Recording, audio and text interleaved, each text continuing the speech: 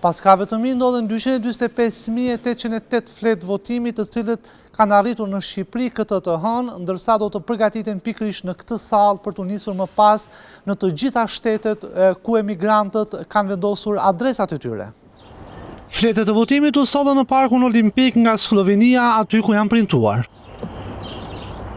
Duke nisur nga e mërkura, ato futen në zarfe dhe do të dërgohen me postë në adresën që kanë lënë emigrantët. Në derë do t'u trokitet 3 herë maksimumi dhe do t'u dorëzohet në dorë, pasi secili prej tyre të paraqes kartën e identitetit. Të gjithë emigrantët nga Evropa do të kenë zarfin mes datave 15 dhe 22 prill, ndërsa ato në Shtetet e Bashkuara të Amerikës, Kanada dhe kontinentet e tjera do ta kenë fletën mes datave 15 dhe 25 prill. Kthimi i zarfit me fletën ku kanë votuar do të mund të dorëzohet 1 deri në 3 ditë pas marrjes së tij. Sipas procedurave do të numërohen të gjitha ato fletë që kanë hyrë në kufirin shqiptar para orës 19 të datës 11 maj.